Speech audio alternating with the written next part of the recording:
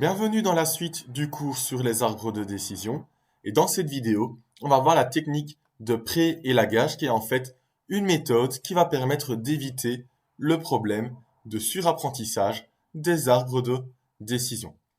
Donc si vous ne savez plus ce qu'est le problème de surapprentissage, n'hésitez pas à aller voir mes vidéos précédentes.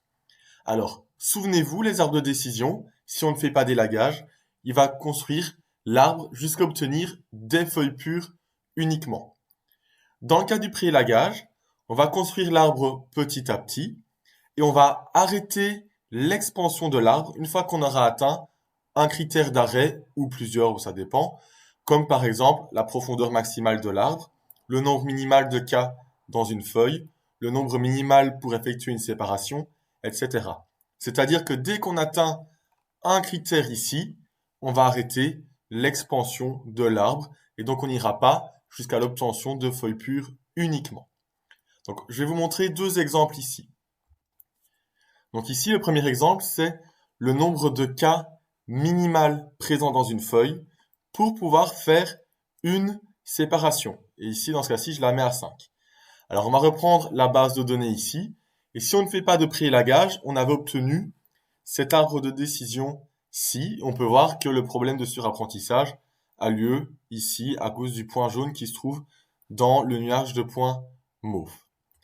Donc si maintenant on applique le pré-élagage, donc j'ai mis ici au-dessus l'arbre sans pré-élagage, on démarre ici du nœud parent. Ensuite, on effectue une première séparation. Donc dans ce cas-ci, on aura 12 points mauves et un point jaune. Et là, on aura 0 point mauve et 12 points jaunes. Ça veut dire qu'ici, on a une feuille pure, donc d'office, on va arrêter l'expansion de l'arbre. Mais ici, on peut continuer parce qu'on n'a pas encore atteint le nombre minimal de cas qui est de 5. Dans ce cas-ci, on en a 13. Donc, on refait une séparation. On la fait ici. On aura un premier nœud ici avec 9 points mauves uniquement. Donc là, on va avoir une feuille pure. Donc ici, on arrête l'expansion. Et ici, on a un deuxième nœud avec les 3 points mauves et le point jaune. Ce n'est toujours pas une feuille pure, mais dans ce cas-ci, on a le nombre de cas présents dans le nœud qui vaut 4. Ce qui veut dire qu'on ne va plus faire de séparation parce que 4, c'est plus petit que 5. Et dans ce cas-ci, on dit qu'on doit avoir minimum 5 cas dans un nœud pour pouvoir effectuer une séparation. C'est-à-dire que dans ce cas-ci, on arrête l'expansion de l'arbre à cet endroit-là. Donc peu importe ici la feuille dans laquelle le cas va se trouver, on sera d'office dans la classe des mauves. Donc ça c'est un premier exemple. Je vais vous montrer ici un deuxième exemple où là on va dire que la profondeur maximale de l'arbre est de 2. Donc c'est-à-dire que là on est au niveau 0. On fait une première séparation, on est à une profondeur de 1.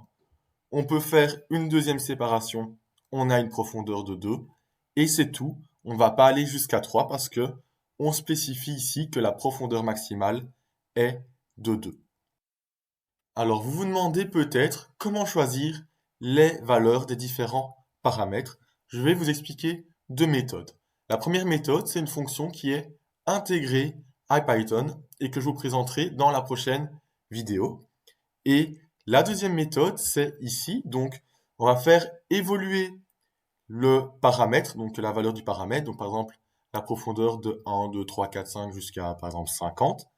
Et pour chaque valeur du paramètre, on va construire un arbre et on va regarder le taux d'erreur sur la base de données d'apprentissage et le taux d'erreur sur la base de données d'évaluation. Donc, si on regarde ici les données de la phase apprentissage, donc lors de l'entraînement, son taux d'erreur va diminuer lorsque la profondeur de l'arbre augmente jusqu'à obtenir 0. Donc, jusqu'à ce qu'il n'y ait plus d'erreur, c'est-à-dire qu'on n'aura que des feuilles pures. Par contre, si on regarde pour les données d'évaluation, donc ça va être le trait plein, on va regarder ici l'erreur, donc elle diminue. Elle va atteindre un minimum ici, donc jusqu'à une certaine valeur. Et puis après, elle va réaugmenter. Alors, à partir de l'endroit où ça va réaugmenter, c'est ce qu'on va appeler le surapprentissage. C'est-à-dire que toute cette zone-ci est appelée la zone de surapprentissage. Et donc, c'est là qu'on va retrouver le problème de généralisation, car l'algorithme va prédire correctement les données d'apprentissage, mais pas celles de l'évaluation. Donc voilà, donc l'idéal c'est de s'arrêter ici lorsqu'on a un minimum pour les erreurs des données d'évaluation. Et dans ce cas-ci, on peut choisir cette valeur-là pour la taille de l'arbre. Donc voilà, cette vidéo est maintenant terminée. Dans la prochaine vidéo, je vais vous montrer comment faire du pré-élagage via ces deux méthodes sur Python.